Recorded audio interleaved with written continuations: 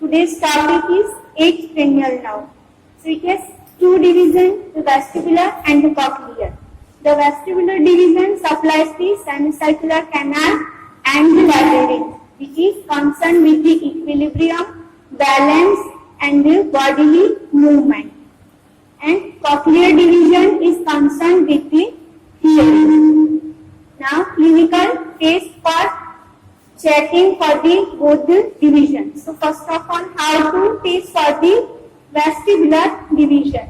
So you have to ask the history of vertigo, that is the sense of giddiness, and nystagmus, that is the to and fro, rhythmic to and fro movement of the eyeball. Then Berenice caloric test. In this test, we are going to irrigate the ear with the help of warm and cold water. Warm water 7 degree more than the body temperature, that is 44 degrees Celsius, and cold water 7 degree lesser than the body temperature, that is 30 degrees Celsius. So with the help of a syringe, we have to introduce the warm or cold water into the auditory canal, which irritates the ear, stimulating the vestibular division. And the response is patient feels vertigo, appearance of nystagmus and sense of nausea and vomiting. So if these symptoms appear, that means the vestibular division is functioning normal. So this is the Berenice caloric test for testing the vestibular division. Now I am going to demonstrate the various tests for the cochlear division, which are the whisper test and watch test. Both are the assessment of the gross assessment of the hearing. Then tuning fork test for differentiation. With the help of tuning fork test, we can differentiate between the conductive deafness and neural deafness. Then brainstem auditory evok potential, and finally the audiometry. So in the whisper test and watch test, the examiner stands 12 to 14 feet away from the subject. That is the normal conversational sound which can be normally heard by the subject. Now for the whisper test, the examiner stands 12 to 14 inches away from the subject and asks the name of the subject, address of the subject, common question in the whispering voice, and he asks if the subject is able to hear the noise and able to give the answer. So this is the gross assessment. In the watch test, a ticking watch is kept away 12 to 14 inches away from the subject's ear, and then it is you have to move the ticking watch nearer to the ear until the subject hears the ticking sound of the watch. Now tuning fork test. So tuning fork tests are three: the Reines test, Weber's test, and the Swabb's test.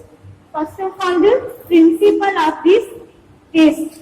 So you should know the normal mechanism of hearing, how the sound is transmitted to the ear. Basically, sound is the wave of, it is the area of low pressure and high pressure. This is the high pressure, this is the low pressure. It is the wave of high pressure and low pressure traveling through the transmitting media, which is the air. So when this sound wave strikes the tympanic membrane, it causes vibration of the tympanic membrane. And this vibration via the middle ear ossicle transmitted to the inner ear, the fluid within the cochlea, which sets the vibration within the fluid within the cochlea, which stimulates the hair cells. And this mechanical vibration transducted into the action potential. Glutamate is the neurotransmitter. So this way the sound is transmitted, and that is the principle tuning fork test. So basically there are two types of the hearing, the air conduction hearing and the bone conduction hearing. When the sound causes vibration of the tympanic membrane, middle ear ossicle and the fluid within the cochlea, that type of hearing is known as air conduction. And when any vibrating object directly comes in contact with the skull bone, these vibrations are directly transmitted to the inner ear. That type of hearing is known as bone conduction hearing. So normally this is the basics of the interpretation of the tuning fork. Normally air conduction is better than the bone conduction. You have to keep in mind for the interpretation of these various tuning fork tests. That is the normally air conduction is better than bone conduction.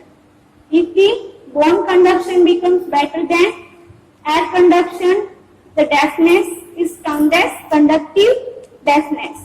And if bone conduction and air conduction both are decreased, the deafness is of neural type of deafness. So when there is damage to the external ear, middle ear, starting from the tympanic membrane up to the middle ear ossicle. For example, wax in the external ear, perforation of the tympanic membrane, or destruction or immobility of the middle ear ossicle, then the resulting deafness will be of conductive type of deafness. If there is damage to the directly to the inner ear, that is the cochlear nerve, the hair cells or the auditory pathway, that type of deafness is known as neural deafness. So in the neural deafness, both air conduction and bone conduction is reduced. In the conductive deafness, only bone conduction becomes better than the air conduction. Okay, so this is the basics you have to keep in mind while the interpretation of all these tests. Now these are the tuning forks of various frequencies which are used in the tuning fork test. The frequencies starting from 16 to 1024 Hertz. Why we are using this much of the frequency? Because the cochlea contains the neural units which are best responsive to this range of the frequency. That's why we are using this range of the frequency for performing the tuning fork test. Now I am going to demonstrate the Renes test.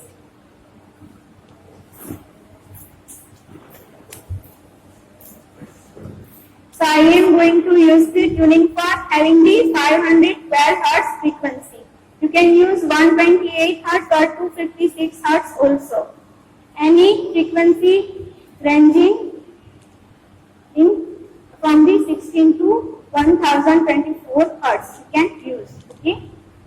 So first we explain the procedure to the subject in the regional language. તમને અવાજ સંભળાય અને અવાજ સંભળાતો બંધ થાય ત્યારે આંગળી ઊંચી કરવાની, અવાજ સંભળાતો બંધ થાય ત્યારે આંગળી ઊંચી કરવાની, બરાબર? So in the Renes case, keep the first how to vibrate the tuning fork. So hold the tuning fork with the help of stem. This is the stem of tuning fork and these two are the prong of tuning fork. So after vibrating the tuning fork, don't touch the prong, otherwise the vibration may go off. So hold the tuning fork at the stem, then strike the prong of tuning fork at the base of palm to set it into the vibration in this way. Okay. And after setting it into the vibration, hold it with the help of stem only, not in this way, otherwise the vibration will be go off and false results are obtained. Okay.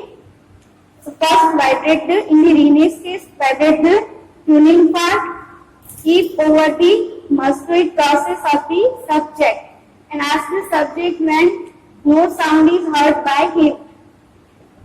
Ask the subject to raise the finger. Okay. Then immediately put the prongs in front of the external ear.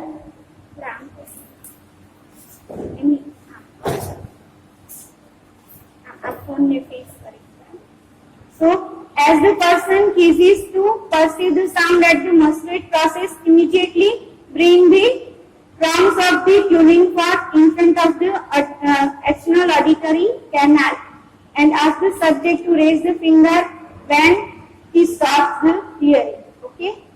So, when we are going to put the vibrating tuning fork over the muscular process, the conductive type of hearing will be there. Okay, so that is the bone conduction hearing. When we put the prongs in front of the external auditory canal, that is the air conduction type of hearing. So in the Renes test, in all the tests, the normal result is the air conduction is better than the bone conduction. That is the normal interpretation. So when the air conduction is better than the bone conduction, it is termed as Renes positive. When bone conduction is better than air conduction, it is termed as Renes negative. Okay.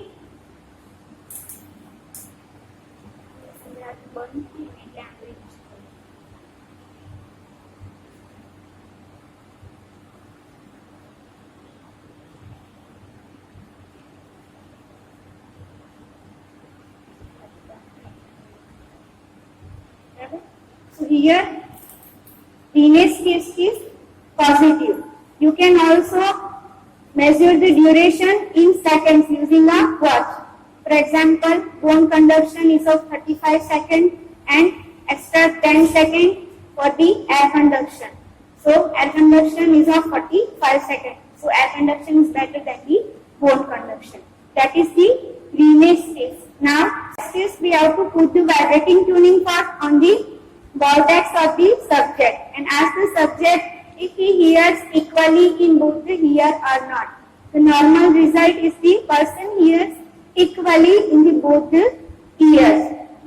If the sound is lateralized to the one of the ear, for example, the sound is lateralized towards the right ear, that means bone conduction is better in the right ear. So person having the conductive deafness and it may have neural deafness in the left ear. So the interpretation of the Weber's test is if the sound is lateralized towards the one ear, then that ear may having the conductive deafness or the opposite ear is having neural deafness. Okay.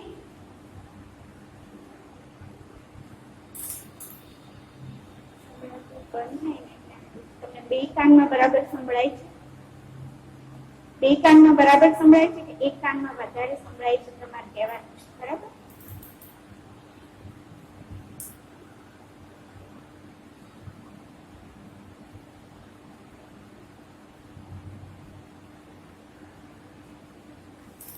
આ કાનમાં વધારે સંભળાય છે. So person is the sound is lateralized towards the right ear. That means the person is having either conductive deafness in the right ear or neural deafness in the left ear. Because in the Weber's test, we are putting the vibrating tuning forks directly over the skull bone. So, what kind of hearing will be there? Bone conduction type of hearing will be there. And if the sound is more heard in right ear, that means bone conduction becomes better in the right ear. That means conductive type of deafness is present in the right ear. And bone conduction is reduced in the left ear. That means person may having the neural deafness in the left ear. Okay, so that is the interpretation. Now, Swabat's test. In this Swabat's test, the bone conduction of the examiner is compared with the subject, assuming the examiner's bone conduction is normal. So, you have to, as like in the Renes case, you have to put the vibrating tuning fork on the muscular process of the subject. As the person starts the hearing, put it over the your muscular process. Okay? If you do not hear the sound, that means subject bone conduction is better than the your bone conduction. The subject is having conductive deafness. If you still perceive this sound on your own muscular process, you have to perform the procedure in the opposite manner. Means first the vibrating tuning fork is put over your muscular process and then over the subject muscular process. Okay. If the subject perceives vibration after you have not perceived the vibration, the subject bone conduction is better than your bone conduction. Person having the conductive type of deafness. If you are perceiving the sound at your muscular process and subject does not perceive it, that means the subject is having neural kind of deafness. Okay. That's 1 minute language.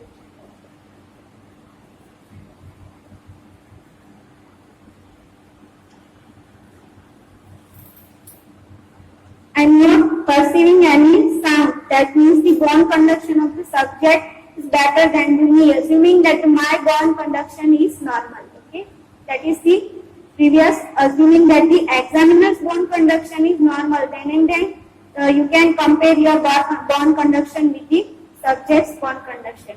If I am going to perceive the sound at my muscle when the subject has been stopped, I have to perform the test in the opposite way.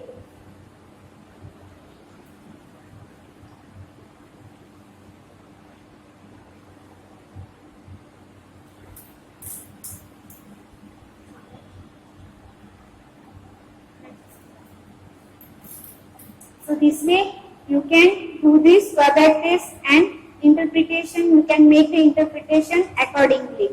Keep in mind that the normal interpretation is air conduction is better than the bone conduction. Bone conduction becomes better than air conduction. The interpretation is person having the conductive type of deafness. If both are reduced, the person having the neural type of deafness. Okay. So this is all about the tuning fork test. Now, brainstem auditory evoke potential. You can go. In the brainstem auditory evoke potential. In the BAEP, the surface electrodes are placed over the temporal bone of the subject and various pure tones. The stimulation in the auditory stimulation are given in the form of pure tones. So, now the sound will transmitted and perceived and the interpretation of that sound is made by the primary auditory area. So this test indicate the integrity of the auditory pathway. If the auditory pathway is normal, then the action potential resulting from the sound stimulus is recorded. In the BAEP, the action potential are recorded in response to the stimulating sound and it indicates the integrity of the auditory pathway. If the auditory pathway is damaged, then the abnormal type of action potential are recorded. So this is useful in case of malinjury. When the subject lying that some person has been damaged his ear while fighting. So if the person is liar and the BAEP action potential are recorded, that means no injury to the auditory pathway and the person is a liar. So this is useful in case of malinjury. Now audiometry. Audiometry is the accurate way for finding the hearing loss in the decibel unit. So I am going to draw the audiometry chart.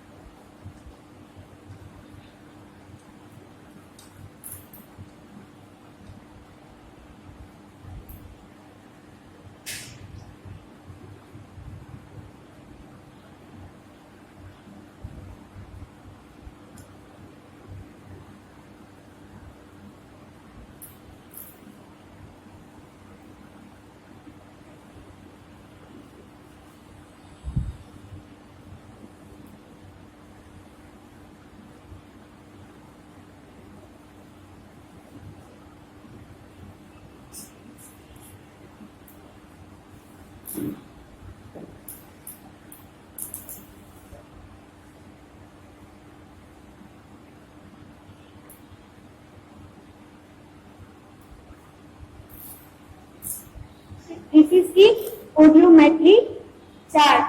In the audiometry, there are auditory oscillator which exposes the various waveform to the subject. The subject responses to flash a light in response to hearing the sound. So we can assess the hearing loss for different frequencies, and the accurate hearing loss in the decibel unit can be obtained. Here this 0 decibel is considered as the normal or the lowest auditory threshold. It is the finest or lowest auditory threshold. Means 0 decibel means the normal auditory threshold or normal hearing. Now we can give the various sound at the various frequencies.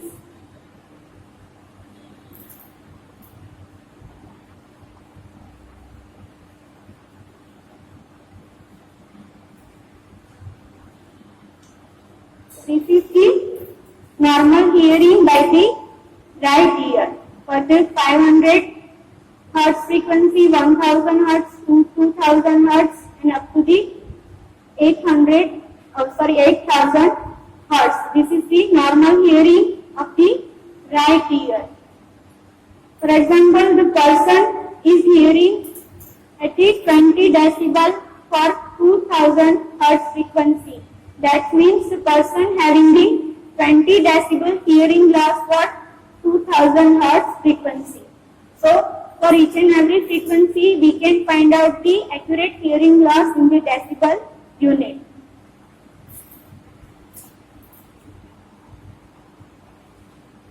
This is the normal hearing for the left ear for different frequencies. Okay, if the person is having 30 decibel hearing loss for 4000 Hertz frequency, then the graph will be like this. Okay. Now it has audiometry has also a bone oscillator. So bone conduction can also be assessed. The sound are given, the auditory stimulus is given to the subject with the help of a headphone. And for the bone oscillator, it is kept in contact with the Mostert process of the subject to assess for the bone conduction hearing. This is the accurate method for obtaining the accurate hearing loss in the decibel unit. This is all about today's practical. You have to, in the practical examination, you have to perform the tuning fork test, and you must know the accurate interpretation of each and every tuning fork test, and you have to write it down.